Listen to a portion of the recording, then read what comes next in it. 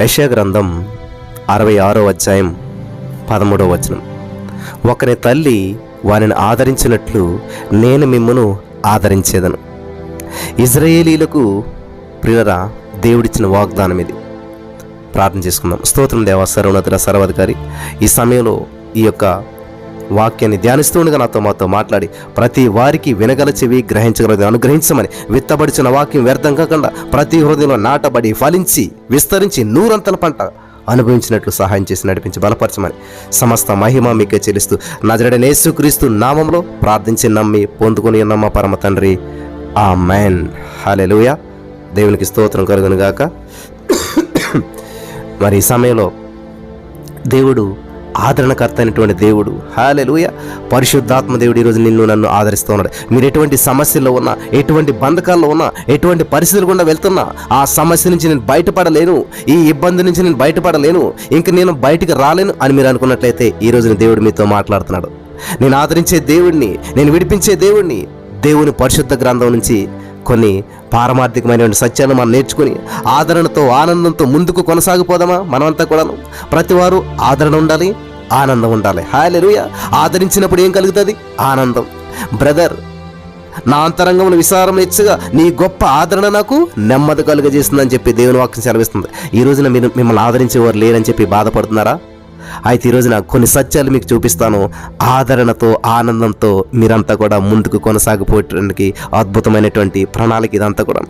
దేవుని స్వభావం గురించి బైబిల్ గ్రంథం పరిశీలనగా మనకు చెబుతుంది. ఆయన స్వభావం గురించి, మనం ఆయన ప్రభావాన్ని గురించి కూడా పరిశుద్ధ గ్రంథం మనకు సెలవిస్తుంది. పరిశుద్ధులైనటువంటి యేసుక్రీస్తు ప్రభువారి తల్లి నుంచి ఒక స్వభావాన్ని, తండ్రి నుంచి మరొక స్వభావాన్ని, పెండ్లి కుమారుడి నుంచి ఒక స్వభావాన్ని, స్నేహితుల నుంచి చక్కని సుగుణాలను మనం తీసుకొని వాటిని ఆయన స్వభావంతో పోల్చి చెప్పుకోవచ్చు ప్రియులారా. హల్లెలూయా. ఆయన చెప్పుకున్నాడు. అమ్మలో, నాన్నలో, పెండ్లి కుమారుల్లో, స్నేహితుల్లో ఆయన మెచ్చినదేంటో, ఆయనకు నచ్చినదేంటో ఈరోజు ఈ యొక్క వర్తమానం ద్వారా మనం తెలుసుకుందాం. బలపరచబడతారు కదా, జాగ్రత్తగా వింటారు కదా, మనసు పెట్టి వింటారు కదా, అటు ఇటు మరి ఆలోచించకుండా చెప్పేది జాగ్రత్తగా వింటారు కదా. ఒక పెన్న పుస్తకం రాసి దగ్గర పెట్టుకోండి. ఈరోజు నేను మీకు ఖచ్చితంగా ఒక 4 పాయింట్లు చెప్తాను. చాలా జాగ్రత్తగా వినాలని చెప్పి ప్రభు పేరట మనం చేస్తూ ఉన్నాను. హల్లెలూయా. దేవుడు నువ్వు అభివృద్ధి చెందాలని చెప్పి, నువ్వు ఆశీర్వదించబడాలని, నీ జీవితంలో ఉన్న ప్రతి సమస్య నుంచి బయటపడాలని చెప్పి, ఆయన ఎటువంటి ప్రతికూల పరిస్థితులు గుండా వెళ్ళినా ఈరోజు నీలో విజయం చూడాలని, యేసుక్రీస్తు ప్రభువు ఎందుకు సిలువ వేయబడ్డాడంటే నీలో విజయం చూడాలని, నీ జీవితం బాగుపడాలని. హల్లెలూయా.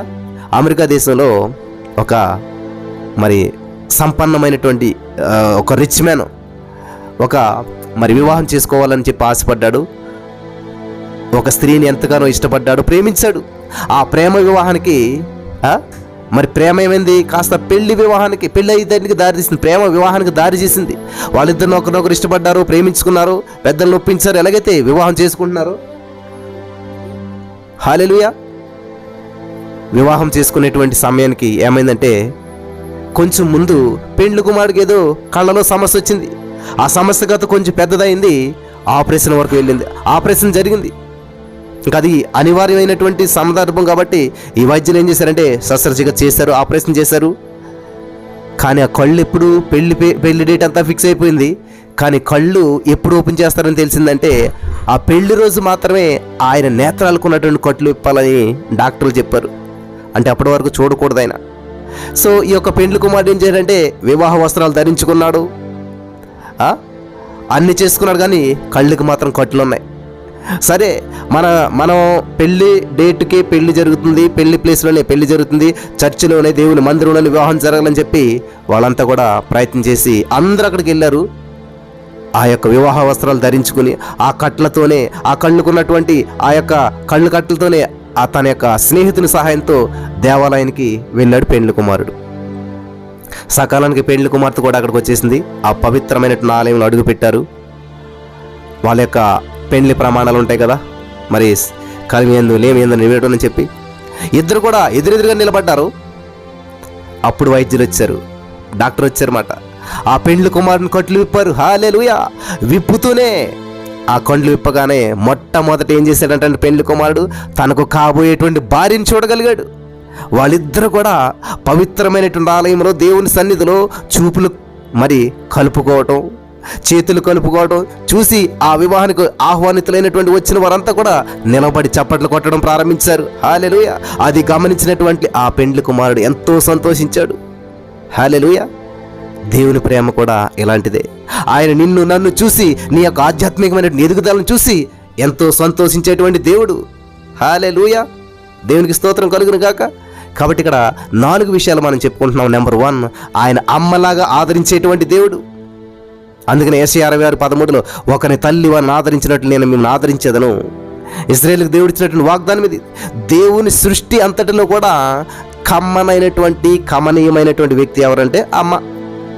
ఆ అమ్మ చూపించేటువంటి ఆదరణ దేవునికి బహుగా నచ్చిందంటండి. కాబట్టే నేను అమ్మలా మిమ్మల్ని ఆదరిస్తాను అని చెప్పి ఆయన చెప్తున్నాడు. అమ్మ కన్నా మిన్నగా ఆయన మనలను ఆదరిస్తాడు. ఆదరణకు మరి ప్రాప్తి స్థానము దేవుడు అంటండి. హల్లెలూయా. ఆయన ఆదరణ గురించి పౌలు భక్తుడు ప్రస్తావిస్తే ఏమన్నాడంటే సమస్తమైనటువంటి ఆదరణను అనుగ్రహించు దేవుడు అని చెప్పాడు. చూసారా, సమస్తమైన ఆదరణను. ఈరోజు బ్రదర్ నన్ను ఆదరించేవారు లేరు, నన్ను మాట్లాడేవాళ్ళు లేరు, ఈ అప్పుల సమస్యలు కూరుకుపోయానని చెప్పి నన్ను అందరూ వదిలివేశారు, నాకు వివాహం జరగట్లేదని, ఉద్యోగం రావట్లేదని, నా జీవితం నేనేది సాధించట్లేదని చెప్పి నన్ను ఎవరు ఆదరించట్లేదు, నన్నంతా వదిలేశారు, నేను ఒంటరినైపోయాను, ఆదరణ కరువైపోయింది, నా అంతరంగంలో విచారాలు హెచ్చుగా ఉన్నాయి. హల్లెలూయా.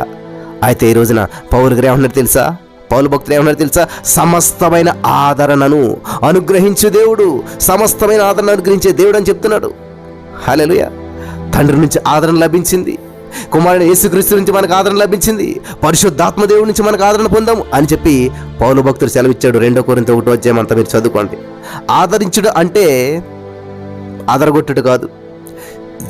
ఆదరించుడు అంటే అదరగొట్టడం కాదు.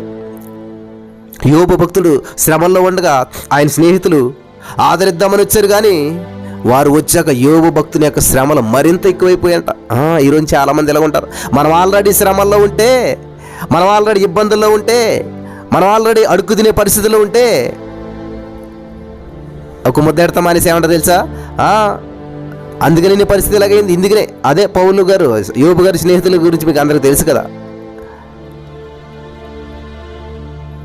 సమస్యను ఎక్కువ చేశారు వాళ్ళు వచ్చి ఆదరించడానికి పోయి. కొందరు ఆ యోబు గారి భక్తుల యొక్క స్నేహితుల్లాగానే ఆదరిద్దామని వెళ్తారు, కానీ సమస్యలు జటిలం చేస్తారు. ఆదరించుట అంటే ప్రక్కన చేర్చుకోవడం, ఆదరించడం అంటే ఇతరుల బాధలో పాలు పుచ్చుకోవడం, ఆదరించడం అంటే కన్నీటిని తుడుచుట. హల్లెలూయా. అర్థమైందా? కాబట్టి ఇది జరుగుతుందా మన జీవితంలో? ఇది చూస్తున్నారా మీ జీవితాల్లో? హల్లెలూయా. నేటి ఈ యొక్క ప్రపంచం ఆదరణ కొరకు అరులు చేస్తూ ఉంది, ఎదురు చూస్తూ ఉంది. కాబట్టే మిమ్ముని నేను ఆదరిస్తాను అని చెప్పి దేవుడు వాగ్దానం చేస్తూ ఉన్నాడు. దేవుడు మనల్ని ఎందుకు ఆదరిస్తున్నాడు? దేవుడు మనల్ని ఎందుకని ఆదరిస్తున్నాడు? విశ్వాసులందరూ కూడా వేసుకోవలసినటువంటి ఒక పెద్ద ప్రశ్న ఇది. దేవుడు ఎందుకని మనల్ని ఆదరిస్తున్నాడు? ఇదేంటి, దేవుడు ఏదో మేలు చేయలేదు, అది చేయలేదు, దేవుడు ఎందుకని ఆదరిస్తానంటున్నాడు అని చెప్తే, ఆయన మనల్ని ఆదరించడం కారణం ఏంటంటే మనము ఇతరులను ఆదరించాలని. దేవుడు నిన్ను దీవించింది ఎందుకంటే నువ్వు ఇతరులకు దీవెనకరంగా ఉండాలని. దేవుడు నిన్ను ఆశీర్వదించింది ఎందుకంటే నువ్వు ఇతరులకు ఆశీర్వాదకరంగా ఉండాలని. దేవుడు నీ జీవితంలో అనుభవాలు పెట్టింది ఎందుకంటే, దేవుడు నీ జీవితంలో ఒక అనుభవం గుండా నడిపించింది ఎందుకంటే నీ అనుభవం అనేక మందికి ఉపయోగపడుతుందని. నువ్వు నలుగుచున్నది ఎందుకంటే నలుగురికి ఉపయోగపడటం కొరకే. హల్లెలూయా. దేవునికి స్తోత్రం కలుగును గాక. నువ్వు నలిగితే నలుగురికి ఉపయోగపడతావు. కాబట్టి నువ్వు ఆదరించబడ్డావంటే ఇతరులను ఆదరించడానికి కారణమవుతావు అని చెప్పేసేసి. కాబట్టి అమ్మలాగా ఆదరించే దేవుడు మన దేవుడు. నెంబర్ 2, నాన్నలాగా జాలి చూపే దేవుడు అంటున్న మన దేవుడు. కీర్తనల గ్రంథం 103:13 మనం చూసినట్లయితే, తండ్రి తన కుమారుల ఎడల జాలి పడినట్లు యెహోవా తన యందు భయభక్తులు గలవారి ఎడల జాలి పడును. గమనించిన నా ప్రియమైనటువంటి సహోదరి స్నేహితులారా, అమ్మ నుంచి దేవుడు ఒక స్వభావాన్ని తీసుకున్నాడు, ఇప్పుడు నాన్న నుంచి మరో స్వభావాన్ని తీసుకుంటున్నాడు. ఏంటంట, నాన్న వల్ల జాలి పడతాడంట. నాన్న తన పిల్లలకు ఏమేమి లేవో, ఏమి కావాలో గమనించి వాటిని పిల్లల కొరకు కొనుక్కొని తీసుకుని వస్తాడు.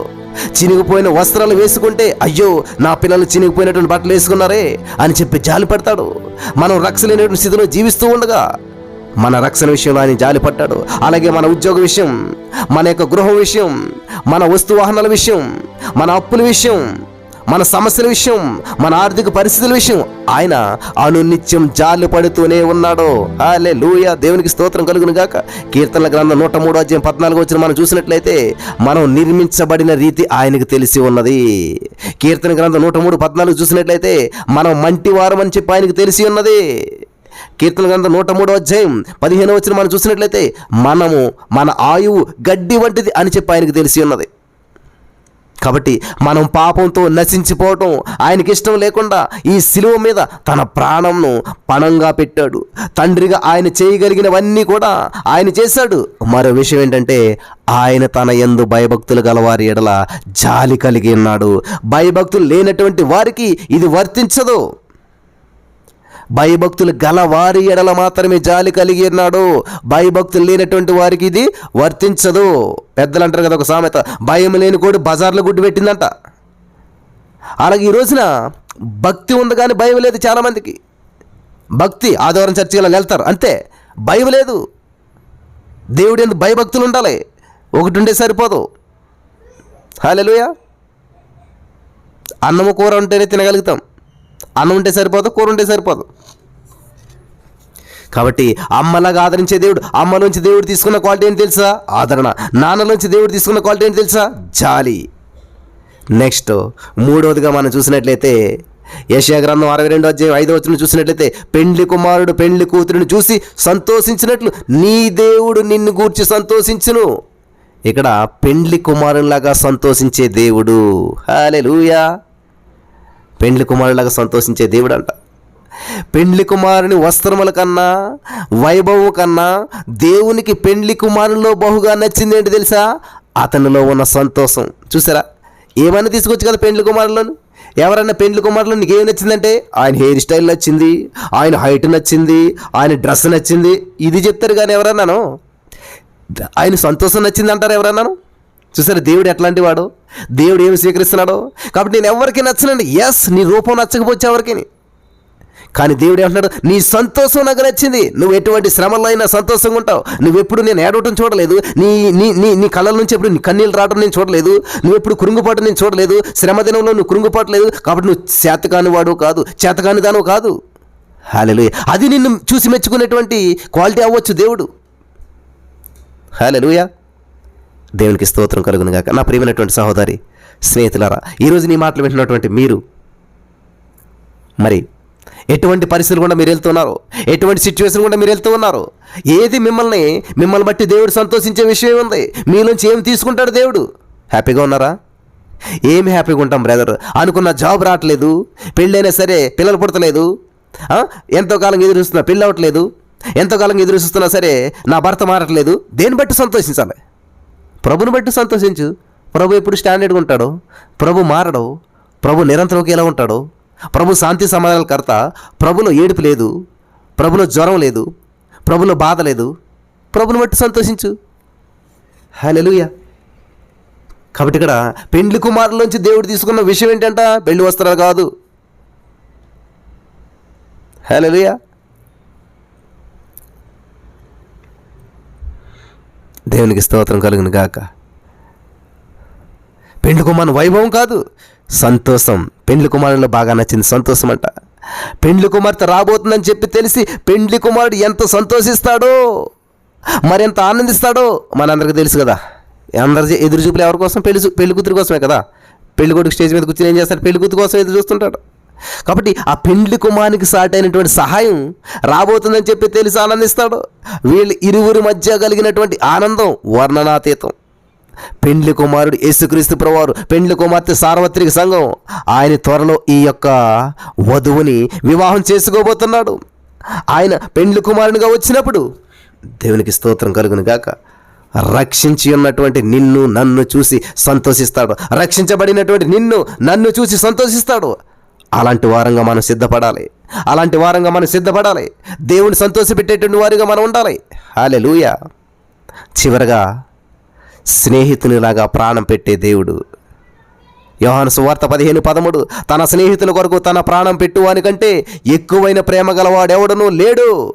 ఇతరుల కొరకు ప్రాణం పెట్టగలిగినటువంటి స్తోమత భర్తలో కానీ, భార్యలో కానీ, పిల్లల్లో కానీ, బంధువుల్లో కానీ లేదు, ఒక స్నేహితుల్లోనే ఉన్నది. హల్లెలూయా. నిజమైన స్నేహితులు వీడికి ప్రేమిస్తాడంట. ప్రాణ స్నేహితుడు ఉంటుంది, కానీ ప్రాణ భర్త, ప్రాణ పిల్లలు, ప్రాణ భార్య ఉంటుంది ఎక్కడన్నా. ప్రాణ స్నేహితులు ఉంటారు కదా, అంటే ప్రాణం పెడతానికి సిద్ధపడేటువంటి వాడు స్నేహితుడు. కాబట్టి స్నేహితునిలాగా ప్రాణం పెట్టే దేవుడు మన దేవుడు. హల్లెలూయా. చూసారా, ప్రాణం పెట్టే స్తోమత భర్తలో లేదంట, భార్యలో లేదంట, పిల్లలో లేదంట, బంధువుల్లో లేదంట, ఒక స్నేహితుల్లో మాత్రమే ఉన్నదంట. స్నేహితుడే ప్రాణం పెట్టగలుగుతాడు. అందుకే ప్రాణ స్నేహితులు అని పిలుస్తారు. యేసు మన నిజమైనటువంటి స్నేహితుడు. ఆయన మనలను దాసులని పిలవలేదు, స్నేహితులని పిలిచాడు.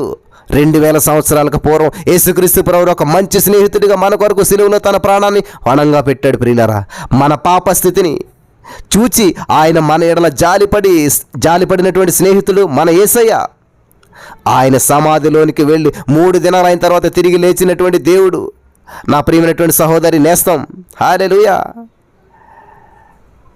దేవుడు మన ప్రియ నేస్తం. కాబట్టి యేసుక్రీస్తు ప్రభువు నీకు స్నేహితుడా? యేసయ్య నీ స్నేహితుడా? అయితే నువ్వు ధన్యుడివే. యేసయ్య నీ స్నేహితుడైతే నువ్వు ధన్యుడివే. ఒకవేళ యేసయ్య నీ స్నేహితుడు కానట్లయితే ఇదే అనుకూల సమయం. ఇప్పుడే యేసయ్యని నీ స్నేహితుడిగా స్వీకరించు. ఈ మాటల ద్వారా దేవుడు మనల్ని బలపరచును గాక. ఆమేన్. హల్లెలూయా.